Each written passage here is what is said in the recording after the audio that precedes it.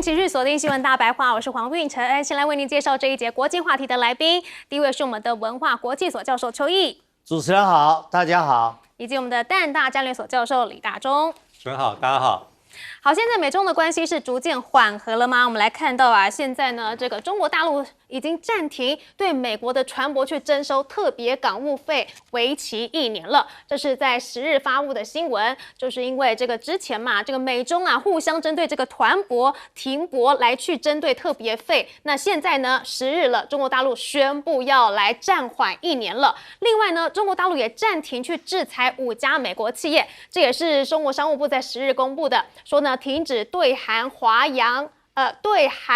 海洋株式会社的5家美国相关子公司去实施反制措施，为期也是1年的。而另外呢，这个李成钢啊，他也去见了美国商界哦。包括呢被列为不可靠实体清单公司的，他都见了，这就是包含了这个科恩集团以及美国的生物科技公司英美纳公司的首席执行官哦。不过呢，中国还是保留了这个英美纳在这个不可靠实体清单上面，但是它已经解除了其对中国出口基因测序仪的限制了。好，虽然看起来这个美中的关系逐渐缓和，像是很多的经贸方面呢都已经陆续的恢复了，但是在稀土的方面，中国大陆还是紧紧的抓的不停哦。我们来看到啊，像这个是这个联合的报道，《华尔街日报》的报道说呢，中国呢你推啊要验证终端用户的系统来简化稀土和其他受限材料对美出口的流程，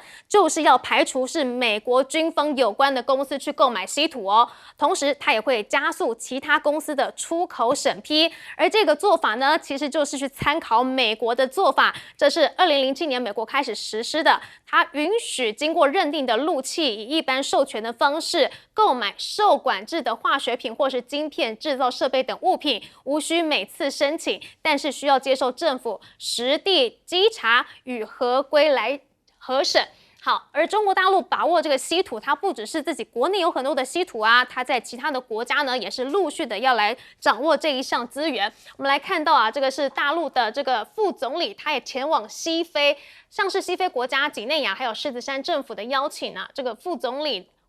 刘国中呢，他11月10号到16号是出访2国，并且将以习近平的特别代表身份要出席几内亚西芒杜铁矿项目的投产仪式哦。那这个是铁矿资源是相当的重要的，但是呢，其实中国大陆呢在军事方面呢也是不可以被忽视的。现在呢，不止福建舰，哇，这个法国媒体都特别去报道了中国大陆的福建舰哦，说不止福建舰啊，中国单翼的服役人就已经超过了半个法国的海军呢。这个是法国的《费加罗报》的报道说呢，福建舰服役当天呢，中国是同步列装了6艘不同的型号的主力战舰，还有7艘的军舰，总排水量是高达了17万吨。这个吨数呢，就等于是法国海军总吨位数的42%，就等于是一天就已经有入半个海军了。哇，中国一天就可以打趴这个法国这个一半吗？好，另外啊，现在中国的解放军啊，也陆续在公布这个福建舰的一些画面了。首先呢，是这个歼35啊首次的弹射放飞画面公开了，这是11月15号的时候，中国第1艘的电磁弹射型航母福建舰正式入列。从下水到入列呢，1200多个日日夜夜，福建舰各位官兵见证了福建舰的一个个首次，这个是它的一个纪录片哈。而同时呢，这个在中国成军76周年的时候呢，也成立了一个主题微电影，叫做《梦远》。这个微电影当中呢，歼20战机的飞机呢，也是弹射瞬间呢，哇，气场拉满了，这个画面是非常的震撼。当然呢，还有这个中国陆军公开了朱日和的演习大场面，这个是央视的独家公布画面。朱日和的野外驻训场呢，来看解放军人民大陆超燃的一个大场面。哇，中国大陆的这个演训画面呢，总是一个大场面哦。这个不论是纪录片还是这个微电影呢，画面都是非常的震惊的。好，不过美国呢也不会让这个中国大陆不断的发展军武。美国自己呢，陆军也要启动这个天厨计划，誓言这个2至3年呢，要自力生产100万架的无人机，就是希望呢能够提升战场的侦察、攻击与反制能力。好，美中军事方面不断的在对峙，不过在这个经贸方面呢，看起来是似乎有一个停战的趋势吗？我们来请教邱毅委员。大家看了今天电视墙的内容啊，一定会发现整个电视墙的主角是谁？就是李成钢。卢特尼克看不懂中文，如果他看得懂的话，他心里一定有非常难过的感觉。中美双方在西班牙马德里谈判完了以后，双方都耍了一个招数。美国方面由贝森特出面，他发现中国的谈判队伍里面好像何立峰好对付，王文涛也好对付，就是那个李成钢啊最难对付，硬得不得了，而且头脑反应又快，嘴巴又犀利。所以呢，他就耍了一招，他就开始从媒体放话，说中国谈判队伍里面有一个很不受欢迎的人物，都不守规矩，都不请自来，而且表现出一副战狼的样子，把中美谈判的气氛都破坏了。他们不希望跟李成钢谈了。结果呢，中国也回应了一下，中国说你美国的谈判队伍里面也有一个坏蛋，那个坏蛋叫商务部长鲁特尼克。这个鲁特尼克呢，在里面常常扮演了所谓鹰派的角色，也破坏了中美谈判气氛。结果双方这一来一往之下，你发现最后结果是如何？鲁特尼克消失在美国的谈判队伍里面，因为被媒体骂到臭头，所以后来决策者川普也动摇了，所以鲁特尼克不见了。可是呢，在中国的谈判队伍里面，你发现虽然李成钢被贝森特挑出来骂，可是他的角色啊变得更加的重要。所以我才讲嘛，我说鲁特尼克看了这个结果，他心里一定很难过。其实啊，就谈判来说啊，制度上大陆的制度上面的有利就凸显出来了。第一个制度的有利，就是他谈判的过程，他的招数、他的战术、战略都不容易泄露，因为面对媒体也不敢做文章啊，媒体也不敢逼问啊，他们也没有像是西方的国会啊，所以也没有人在国会里面，那么一定要官员回答某些问题啊，所以在谈判的过程里面可以做到完全的保密。所以呢，这一种谈判，你认为最后赢家是谁？当然是中国大陆嘛。以美国现在的情况，他怎么在谈判的过程里面怎么会占到便宜呢？好，接着谈到稀土，贝森特说啊，现在美国搞了一个特别矿产的联盟，包含 G7 之外呢，有什么？有乌克兰，有澳洲，然后有格陵兰，有日本，也后来又加上了在中亚里面的那5个国家，希望说2年内啊就要赶上中国大陆，那就不再受到稀土的制约，那头顶上的那一支达摩克利斯之剑就没有了。可是事实上，贝森特把问题想得太简单了，在华尔街炒股票的人毕竟不懂实际的制造业。说实话吧，以高盛全世界最重要的投行高盛的评估报告，高盛就告诉你啊，美国的稀土输在哪里？不是输在有没有稀土的矿产量，而是输在美国对稀土的精炼跟加工。而且美国要多少年才能赶上中国大陆？如果中国大陆停滞不前哦，美国至少要花10年的时间，甚至15年，他才能赶上中国大陆。问题是中国大陆不是像龟兔赛跑里面那个懒惰的兔子，它在那边睡觉，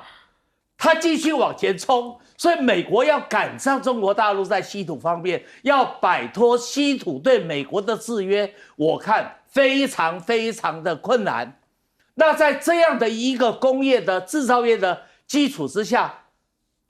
中国大陆的军事力量当然越来越强嘛。这个就是修昔底德陷阱告诉你的精髓。经济好，综合国力就强，它就支撑了你的军事力量就越来越强。11月4号，除了福建舰之外，还有6艘的主力舰出来了，其中最受瞩目的就是075湖北舰，它排水量4万吨，就是典型的轻型航母2栖攻击舰。把这7艘的主力舰，包含福建舰加进来，它的排水量17万吨，是法国整个海军的军舰的排水量的42%，等于法国海军的一半。你不把世界各国吓死吗？中国大陆一天所展示出来的海军的实力、新生的力量，就是你法国现有的海军的排水量的吨位的一半。你想想看，这样的军事力量的发展实在是快的让大家啧啧称奇。是，接下来请教李老师。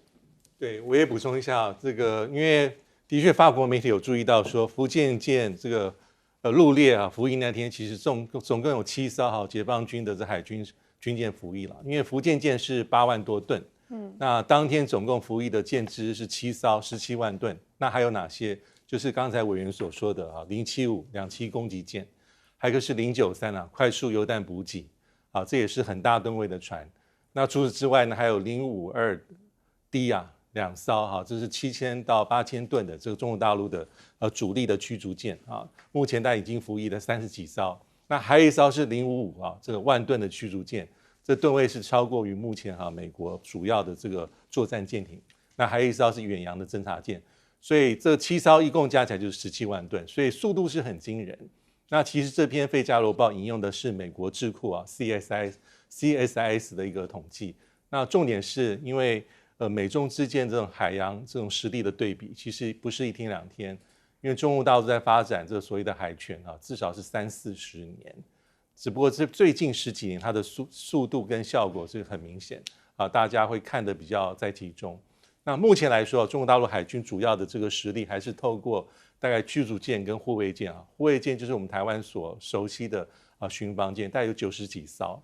那除此之外呢它的潜舰大概还有70艘左右。那当然是目前是3艘航舰是大家最关注，那未来有可能是以6艘航舰为主力。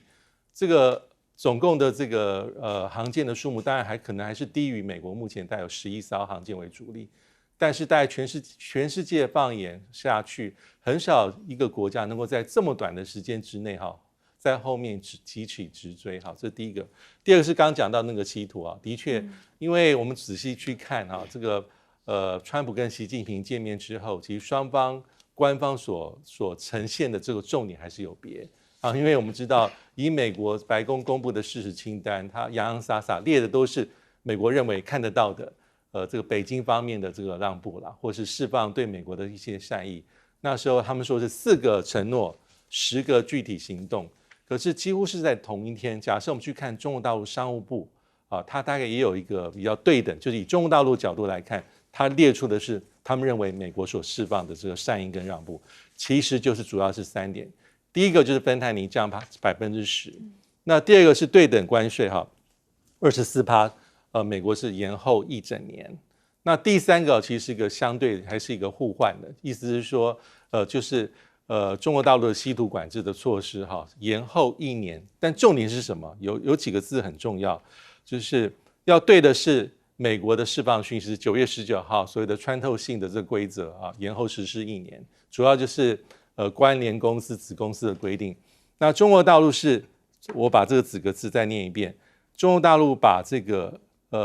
稀土的措施延后1年，而且会研究细化的具体方案。这就是这几天我们在媒体上所看到各式各样的一些报道跟分析，意思是它不可能完全不会有稀土管制，它会有一个比较精简版的稀土管制措施，而这措施是比照美国的外国直接产地规则，还有终端用户的认证，其实是完全是用美国那一套，但是它会有在未来1年内，大家会陆续应该看得到，所以双方还是你来我往哈，就是高手过招。用美国的这一招来对抗你自己美国。好，接下来我们来请教张彦庭将军。海军是以吨位数来显现出它的战力值。那现在中国大陆的海军呢，我认为它是有3个特色。第一个，它现在就是它的成军速度快。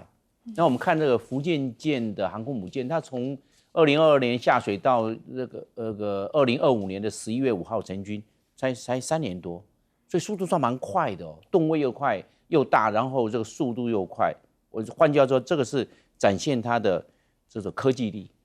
那第二个我看呢，在地缘战略上，中国大陆是采取其中优势，没有像美国的航空母舰呢，它在遍布3大洋，包含印度洋、大西洋还有太平洋。那中国大陆是居在南海跟西太平洋。当然，这个航空母舰这3艘，无论不会到印度洋，更不可能到大西洋，所以中国大陆有一个集中的优势。你集中战力就一集中战力上是比较容易发挥。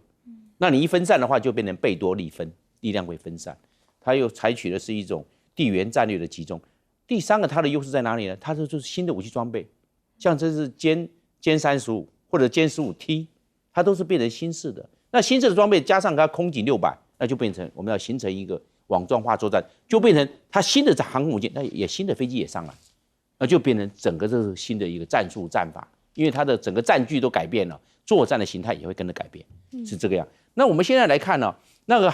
这个福建舰的航母成军呢，也展现了它我认为它展现了4个特色。第一个当然就是科技力嘛，第一艘的这个中压这个直流的电池弹射出来了。那换下它这个科技力的这个进展的速度有它的一个条件啊，它这个所以具体呈现的这个结果，这是科技力。那第二个呢，它的飞机的构改也蛮快的，构型改造，因为这个在陆地机场起飞的跟在航空母舰上起飞的是不一样。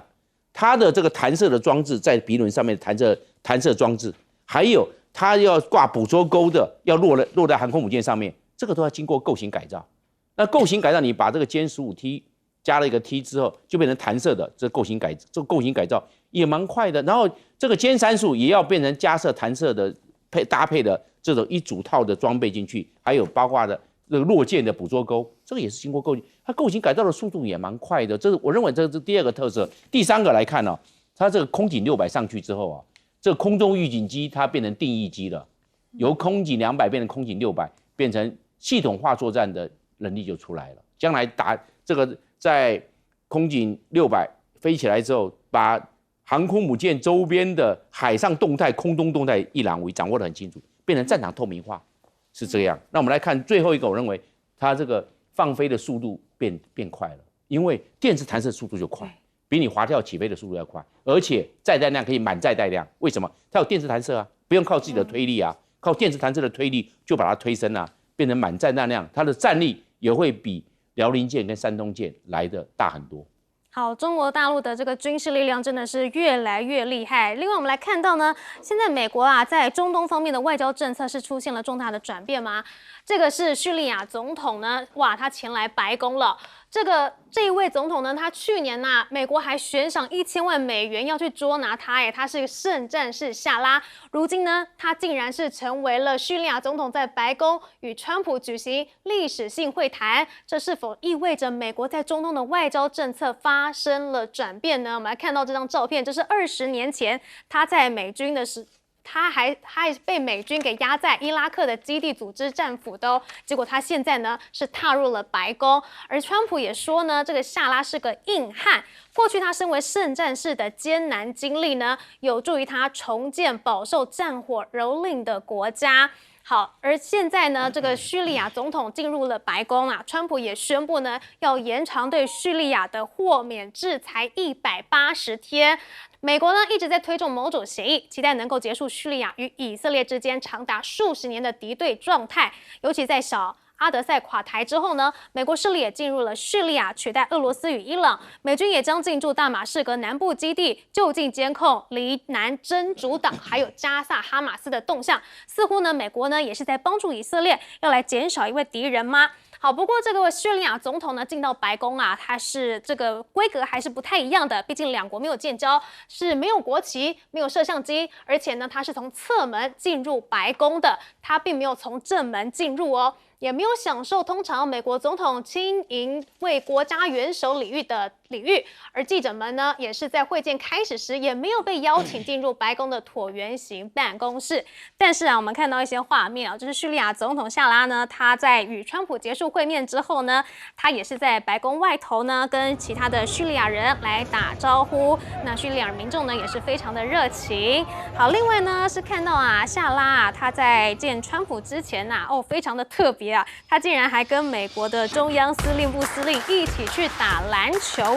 哇，这真的是跟以前的其他的国家联手，可能这个行为是不太一样的。好，但是我们来看到啊，其实前叙利亚政权阿德赛呢，他过去2次就曾经出访中国，甚至还签署了一带一路协议哦，跟习近平还有李强会面，被外界视为他是比较亲中的。我们可以看到这个画面，哇，他之前有跟习近平见过面。不过呢，在去年这个阿德赛政权被推翻了之后，新上任的夏拉总统则是多次的与川普会见。那么叙利亚政权呢，似乎也逐渐的转为亲美了。川普不只跟这个叙利亚总统夏拉会面，那个时候还有沙国的王储穆罕默德的，似乎就代表说这个中东的政策，美国也是逐渐的在转变了吗？好，另外我们来看到这个印度的部分啦，印度呢发生了一个非常大的一个恐攻爆炸事件，这是发生在印度首都的地铁站。当时呢，有一辆行驶缓慢的汽车在红灯前面停了下来，结果车内突然发生爆炸，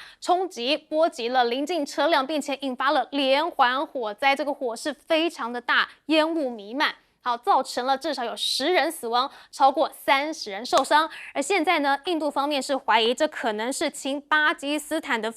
恐怖分子所干的行为。好，这个是巴基斯坦境内的恐怖分子策划以孟加拉为跳板，对印度发动新的攻击吗？好，这个是报道内容写说呢，这个是全球认定的恐怖分子哈菲斯赛义德领导的巴基斯坦恐怖组织正在密谋对印度发动新攻击，而且可能把孟加拉作为一个新的行动基地。而且日前呢，这个巴基斯坦外长也去访问孟加拉，印度是非常的关切。而爆炸事件发生之后啊，巴基斯坦也发布了航行通告，说空军、海军进入高度的戒备状态，可能就是为了回应印度可能采取先发制人打击或者是其他形式报复行动的担忧。而现在呢，这个印度跟巴基斯坦的战况似乎又一触即发了。好，这个前 CIA 特工也揭露了这场冲突要该如何被叫停。这个前 CIA 的情报官员说呢，印度和以色列曾经在上世纪80年代年初就计划对巴基斯坦的核设施来进行秘密联合空袭，但最终呢被时任的总理给否决了。当时如果成功实施的话，可以解决很多的问题。好，现在这个全球的局势似乎又多了一层的隐忧吗？我们来请教邱毅委员。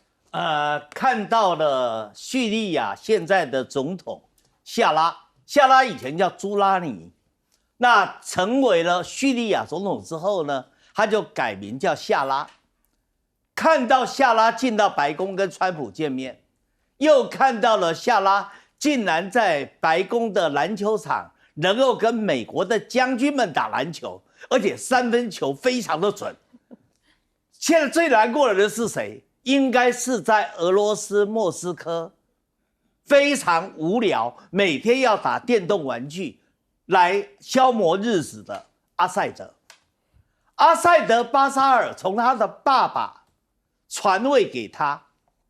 父子2代可以说掌控了叙利亚的政权几10年的时间。那阿塞德的走向是什么？他是亲俄罗斯的，他是亲伊朗的，他也是亲中国大陆的，尤其他是伊朗所建立的什叶派，叫什叶派之虎里面的非常重要的一个关键的角色。但是在去年，土耳其的总统埃尔多安支持朱拉尼，很快的几天时间就打进了大马士革，就把阿塞德政权给推翻了。那阿塞德逃到了俄罗斯，在莫斯科。现在我说过，非常的无聊，生活非常无聊。前段时间还中毒进医院急救，老婆也离婚了。不过他长得很帅，大概有200公分左右。他曾经到中国去访问，到杭州去灵隐寺，哇，很多中国的小女生看了这个阿塞德，都觉得他好帅哦，长得一点都不像传闻中的那一种恐怖分子的那种形象啊。那么现在回来谈到夏拉到了白宫见川普，你从这里就看出川普的厉害。川普一定有练中国的《孙子兵法》，叫做为师必缺，或者他一定有学过刘文正早期的一条歌：爱不要给的太多，爱给的太多，对方就会翻天。所以呢，他让这个夏拉在1年前还是美国用1000万美元悬赏的恐怖分子啊，叫圣战士啊。结果现在竟然可以堂而皇之以叙利亚总统的身份进到白宫跟川普见面。但是川普懂啊，不要给的太多啊，所以不让他从正门进来，让他从侧门进来，告诉你说，如果以后想从正门进来，还要再努力。那川普有什么目的？川普要让以色列跟叙利亚之间几十年的恩怨的仇恨可以化解，但是容易吗？不容易啊，因为在大马士革的西南部就有个戈兰高地，戈兰高地本来是叙利亚的，结果在中东战争里面，它被以色列给占领了，而且这一个戈兰高地，它掌握了大马士革以及它附近的水源供应了。另外的，在大马士革的南部叫德拉现在也被以色列的军队控制啊。所以你要化解以色列跟叙利亚之间的仇恨没有那么容易。不过不管怎么样，叙利亚现在走向从原来的亲俄罗斯、亲伊朗、亲中国大陆，现在已经慢慢的转向了，变成亲美国了，变成亲土耳其了。这一个这么重大的一个转变，其实也是代表大国博弈的结果。对，好，接下来我们来请教这个李大中老师。对，那夏拉哈，其实他的这个动作其实应该也很清楚，因为他本来是属于沙姆解放组织的领导者哈，这一般来讲是被西方跟美国认定是极端恐怖势力。但是呢因为去年这阿塞德突然他的政权垮台，那夏拉他的这个掌握的这个派系很快就席卷整个叙利亚，控制整个叙利亚之后，他很快其实就对美国发出政治讯号。意思是说有点要这个洗心革面，重新做人。因为我们知道，过去叙利亚跟美国关系都不是很和谐尤其在2011年这个阿拉伯之春之后，叙利亚爆发内战，其实美国是介入到这个叙利亚的这个内部的纷争当中，美国有扶植一些所谓的这个库德族的势力，来去想办法把阿塞德政权推翻。但是夏拉接掌整个叙利亚之后，成为临时总统，他的动作很多。很快就对美国释放出一个讯号，说我不想与你为敌。所以在这一次他进白宫之前，其实川普早在今年6月、7月就有动作。第一个是解除常年来美国对叙利亚的金融制裁，它并不是完全解除，金融制裁先解除部分，然后呢又把这个沙姆解放组织从美国所认定的恐怖组织的名单里面拿掉。那这次是进一步。因为对夏拉而言，他要换一些东西就要解除长年以来被国际的孤立，尤其是美国，然后希望跟美国关系正常化，能够让这个叙利亚经济能够更走上比较稳定的道路。所以他也释放出很多的善意包括什么？包括比如说美国比较在意刚才委员所讲的这个以色列的议题，还有境内呢所谓的化学武器等等等等，还有一些他也很承诺对美国说不管是伊斯兰国或是基地组织，我们都会负责把它肃清，我们不是这样的国家以后。但是大家要特别注意是夏拉他也有点在玩平衡策略，他10月份才访问莫斯科，才见了普廷。那有一说因为有人说夏拉还是希望把这个阿塞德前总统引渡回叙利亚，不得证实。但是叙利亚同时这夏拉总统也对普廷有一些保证，因为我们知道过去其实俄罗斯跟叙利亚关系非常密切，应该是说从2011年之后，阿塞德政权能够稳固，很重要的原因是俄罗斯在后面支持他，包括俄罗斯在叙利亚境内有个非常重要的空军基地，还有海军基地，在这个地中海沿岸。这个基地是过去俄罗斯能够把旗插进中东很重要的一个战略地位的据点。那这一次夏拉10月份访问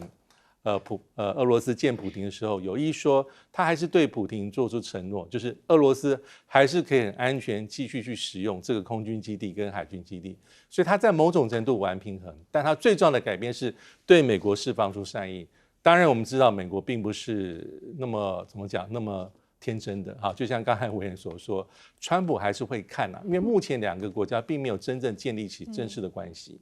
看你后来的表现，来取决于美国未来要对你怎么做，这是美国目前所裁定的策略。好，接下来我们来请教张将军。这个叙利亚现在也采取类似一种弹性，因为为什么？这个我们可以从几个迹象来，因为叙利亚内战呢打了13年半，是那么一穷二白，分了这个6大派系，占了整个叙利亚的面积还蛮大的，18万平方公里，但人口不多，2400万人，所以他这个变成了有点感到四分五裂。现在呢，这个反对派获胜了嘛，阿塞德跑到俄罗斯去了，这反对派现在最重要是要去整合，那怎么去整合呢？我认为他这个夏拉就要去想，那要既然整个叙利亚要从地缘战略来考量，这个就是他比较聪明的地方。为什么？他以前的时候是他后面的大老板是谁？是伊朗。伊朗被以色列轰炸，被美国轰炸之后，就是伊朗核设施啊，伊朗在地缘战的影响力下降了。那这样的话，那他们2个同样是属于回教什叶派，叙利亚什叶派，伊朗也是什叶派啊。但是那现在大家找一个靠山呢，不得不修正路线，因为地缘战略的关系，那就找到美国。为什么？因为以色列背后的大老板就是美国。那现在叙利亚跟以色列还有戈兰高地的这一方面的主权争端呢，那叙利亚说干脆给你好了，那1800平方公里给你好了吧？那这样的话，以色列是不是赚到？那叙利亚得到一些安定，可能要美国的资金，因为叙利亚13年的内战呢，造成一穷二白。现在美金每一个人1000美元不到，很穷，打仗哪有生意做啊？对不对？打仗都在那边，这个大家都逃难，哪有生产？所以没有办法，是因为地缘战略的关系。那第二个呢？因为俄罗斯的影响力衰退，因为俄罗斯他专心在打乌克兰战争啊，他在中东地区的影响力一定下降嘛。那是这个美国适时就要出手下去了，因为现在俄罗斯对叙利亚影响力最弱的时候，你这时候不出手，等到乌克兰战争打完了，俄罗斯会回来哦。那这样的话，美国不是这个大好良机失去了吗？所以川普这时候出手，有他也是从地缘战略的考量。另外我们来看这个叙利亚跟以色列是有历史性的矛盾，因为他们就是我们讲的所有的这中东5次战争叙利亚都有参与。那这样的话，换句话说，那叙利亚的首要的敌人应该是以色列没有错。但是只要是美国能够介入进来的话，换句话说，以色列对叙利亚的威胁，你看以色列有时候派战机去轰炸大马士革，也发射巡弋飞弹去轰炸大马士革。今天叙利亚的总统跑到美国去访问了，那我认为以色列对叙利亚这一方面的军事上的威胁马上急剧降低。那这个叙利亚战后重建最重要的是钱资金哪边来？美国是这个样啊。那美国有钱啊，美国可以说那个将来叙利亚对美国出产的免关税，那他就开始赚到了，其他都要关税啊，叙利亚免关税啊，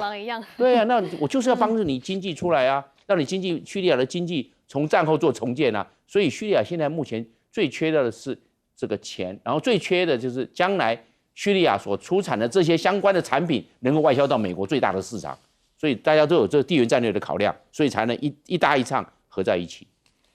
好，看完这个中东的局势，接下来我们来看到这个是中国大陆的列车已经进驻欧洲了吗？哇塞，首辆这个 Made in China 的长途列车竟然已经在欧洲轨道上面行驶了。这个是由中车集团制造的4列熊猫号长途列车，即将在欧盟国家奥地利的铁轨上投入营运。这是首次哦，有中国制造的长途客运列车在欧洲的铁轨上面营运啊！甚至啊，为了让这个欧洲的旅客宾至如归，熊猫号内部设计了大量的欧洲元素，包括了瑞士的咖啡机。还有奥地利制造的座椅啊，还有制动系统。而由于啊，这个熊猫列车它的价格非常的便宜，所以奥地利西部铁路公司呢还看中它的交车能力真的是非常的快速。因为欧洲的传统制造商因为订单爆满了而供不应求。好，这个不只是欧洲的这个我们说的熊猫号啊，其实这个旧里斯本的铁幕项目呢，也是由中国的竞标者来获得的哦。这个是中车集团呢，因为最近它标到了葡萄牙首都里斯本的铁路项目，结果欧盟委员会竟然说要调查，说他怀疑是有获得外国的补贴，所以要重新去进行审查。但是怎么样？但是中国的这个铁路发展真的是非常的快速，价格又好，所以啊，其实中汽呢在欧洲的首条高铁啊，我们来看到它的行驶速度有多快啊！这个匈塞铁路啊，塞尔维亚段呢已经通车了，首都到边境是只要79分钟，它现在呢已经实现了全线开通哦，就是这个塞尔维亚段。好，将首都呢到边境城市苏博蒂察的通行时间从原本要超过5小时，大幅压缩到最快只要1小时19分钟，而这也是中国企业在欧洲建设的首条高铁哈。而现在呢，这个塞尔维亚总统呢，他也去体验这个高铁的这个行驶速度。他说呢，这个里的所有服务均由中国公司提供，而且呢是做得非常的出色。他说呢，希望能够继续与中国来进行深化合作。他甚至很开心的举起了这个国旗啊。好，但是呢，这个中国的建造速度确实是令人叹为观止。我们的欧盟是怎么样呢？速度是远远的落后。这个是欧盟委员会最近提出啊，耗资5000亿欧元的高速铁路计划，要连接整个欧洲大陆，而且还大张旗鼓的宣传。然而呢，背后令人沮丧的事实是，欧洲并没有缩小和中国铁路奇迹之间的差距，反而是日益落后。来看到2024年啊，中国的高铁网总里程数已经达到了4.8万公里了，是欧洲同等速度铁路总里程的4倍。北京的目标啊，是2030年要达到6万公里。那看看现在欧洲是怎么样，只有8500公里而已哦。而且啊，中国列车它的平均时速为320到350公里，而欧洲列车呢，它的平均时速大约只有中国的一半，只有极少数的列车时速超过150公里，这真的是差距一半呢。好，不只是列车的部分，我们来看到电动车，更是中国大陆的一块非常强大的发展。好，现在比亚迪已经入攻欧洲了吗？我们看到欧洲它也拉响了中国制造的警报哦，尤其这个华为基地到这个宇通电动巴士，它都说有资安问题。这个是这个英国的军情6处，他说呢，近期不论是华为的基地台，还是中国制的电动巴士，都被欧洲国家视为是一个远端控制入口。欧盟委员会还进一步警告，在尚未落实5G 工具箱规范的国家，应该加速行动，否则啊，整个欧盟会暴露于明显的安全风险之中。军情6处也说呢，中国电动车藏的风险呢，与华为5G 设备类似，都可能会被这个制造商远端透过一个开关给瘫痪。好，但是比亚迪现在在中国，在欧洲这边方面还是卖得非常好啊。尤其啊，它也将在土耳其开始去生产了，以规避欧盟关税，并且缩短交货时间。在土耳其还有匈牙利的工厂呢，都为欧洲的扩张提供了大量的动力，甚至在欧洲也要建设比亚迪的数据中心，也要在意大利去开设设计中心。而目前呢，我们来看到10月份，比亚迪在英国登记的新车数量是超越了特斯拉的7倍哦。这在英国的销量飙升了逾6倍，达到了39103辆车，而特斯拉呢只有35455辆，这是英国的部分。而德国呢，比亚迪的注册量也超过了特斯拉的4倍，哎，前10月的累计销量比亚迪只落后特斯拉424辆，这个差距呢是大幅的缩小。好，甚至啊，我们来看到啊，中国大陆的电动车在京东哦，这是一个电商平台，你也可以去买这个电动车，而且它只卖21万哦。这个大陆的电商京东新手了，广汽集团还有宁德时代推出了新款的电动车 iiUT Super， 正式公布售价，竟然租店购买限时优惠，只要人民币4.99万呢，就是台币21.8万就可以买到了。而你整台车去购买的话呢，优惠价是8.99万，也只要新台币39万元。哇，这个价格真的是非常的优惠啊！因此呢，特斯拉在中国的销量年减了36%，市占率只剩下3.2%。可以看到，特斯拉在中国是面临的压力越来越大了，因为你比这个价钱真的是打不过中国吗？另外，我们来看到欧洲的部分呢，中国的列车也要进驻了吗？我们来请教邱毅委员。我们前面谈到了中国大陆的谈判能力，我们也谈到了中国大陆的军事实力。现在我们要来谈谈中国大陆的制造能力，尤其它基建的能力。在这里，我们谈几个例子好了。第一个例子，那就是熊猫号，也就是中国的中车集团第一个长程的快速列车要在欧洲开始营运了。奥地利是一个非常美丽的城市，可是呢，在这个美丽城市里面，中国企业的它的效率跟效能一定远远的超过欧洲的国家。为什么？因为中国人做事情比较积极，专注力比较高，所以中国的熊猫号一出来，让欧洲人就艳羡不已啊！他就觉得说，你既比较便宜，车子又稳，然后又快，票价又比欧洲的列车要便宜，而且交车的速度又很准时，所以很受到欢迎。另外的，欧洲的第一个高铁，中国建的第一个高铁也要上路了，就是匈牙利到塞尔维亚。我在被台湾媒体联合封杀10多年的时间，去周游列国。我其中非常喜欢的地方，就是要去匈牙利跟塞尔维亚。匈牙利基本上它的首都叫布达佩斯，布达佩斯就是我们讲蓝色多瑙河的那个地方，它中间有一条多瑙河，多瑙河的西岸叫布达，多瑙河的东岸东面叫做佩斯，所以叫布达佩斯。那另外的到塞尔维亚去，不要忘了一定要到萨拉热窝去看看。萨拉热窝是什么回事呢？它就是第一次大战的之前，奥匈帝国的王储带着他的情人到萨拉热窝去看演习，结果被几个塞尔维亚的热血青年把他给杀掉了。也因为这一个奥匈帝国的王储死了，以致就引发了第一次世界大战，又叫做欧战。所以这是一个很有名的城市，如果到了塞尔维亚要去看一看，顺便坐一坐这个塞匈的这一条高铁线，可以感受到这个跟台湾的高铁不大一样，台湾是窄轨，而在大陆是标准轨。大陆坐的高铁是标准轨，标准轨就比这个窄轨呢要来得更加的稳。所以坐在这样的高铁上面，其实非常的舒服，是人间的一大乐趣。而且欧洲的风光跟台湾是完全不一样的。好，我们先休息一下，待会回来。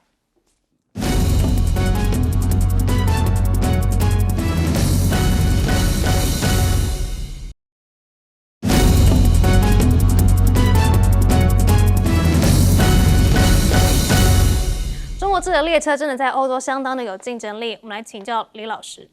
对我先还是谈一下这个电动车，中国的品牌在这个欧洲的状况啊，因为它还是蛮有竞争力的。因为我们回顾一下，在2023年，其实当时欧盟执委会就曾经开始对于这个中国的电动车寄出所谓的反倾销的调查啊，因为他认为说用比较多的政府补贴，用极低的价格做倾销，好，所以2023、2024其实欧盟跟中国大陆之间谈判来来往往，但最后呢，欧盟还是下了重手啊，他下的重手是可以既有关税贷忘记这个数字，再加很多，比如说比亚迪增加17%，吉利18.8%，上汽最高35.3%，啊，就是有这么高的关税，但是根据一些研究来说的话，中国大陆即便是主要品牌的电动车，包括一些插电式油电混合，被课了这么多税之后，它进入到欧洲市场还是具有竞争的优势啊。第一个是它的这个车型啊很多元，第二个是它的车还算耐用有效率，第三就是它的价格，即便是被加了这么多关税，还是很有优势。所以这我们可以看到，包括主要是吉利，那吉利主要是在目前大家都很关心它在欧盟的状况，但表现的还是不错的，因为它基本上就用2招，第一个是欧盟你对我打这个法律战，我还是对你法律战回应啊，打这个上诉。第二个是它扩张它的这个产品线，而且它有一些多角化的一些经营，比如说它在匈牙利、在土耳其有做电动车的这个组装厂，有点是能够借由这个方式能够降低关税对它的一个威胁。那除此之外，在全世界各地，包括在美洲，包括在日本，它专门要设计符合日本的这种小型的电动车，还有泰国、巴西这些新兴市场，它也做了很多努力。所以以吉利而言呢，它海外的市场基本上是对它来讲很重要。但现在有个比较新的挑战是，反而在国内市场里面，它面临到比较多或是大陆讲比较卷的状况，就是国内很多电动车品牌对它形成一个重大的挑战，所以它的这个市占率反而是下滑，重点在于海外的市场。好，我们先休息一下，待会回来。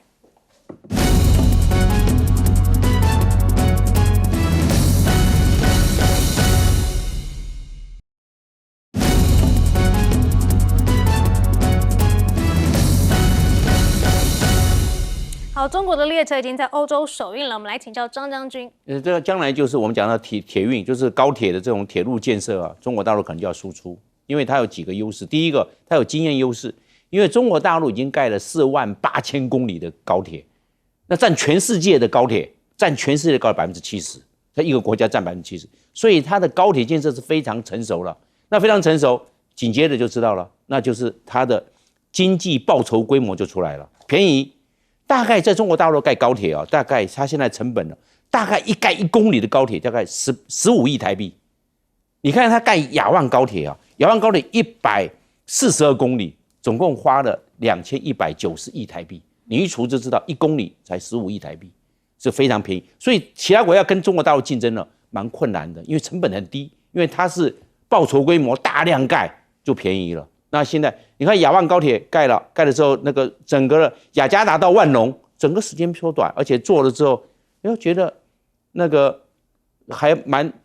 他就是说不会颠太多，很平顺，变成这个样。那现在中国大陆要盖泛雅铁路，泛雅铁路从昆明出来，有到越南的，有到辽国的，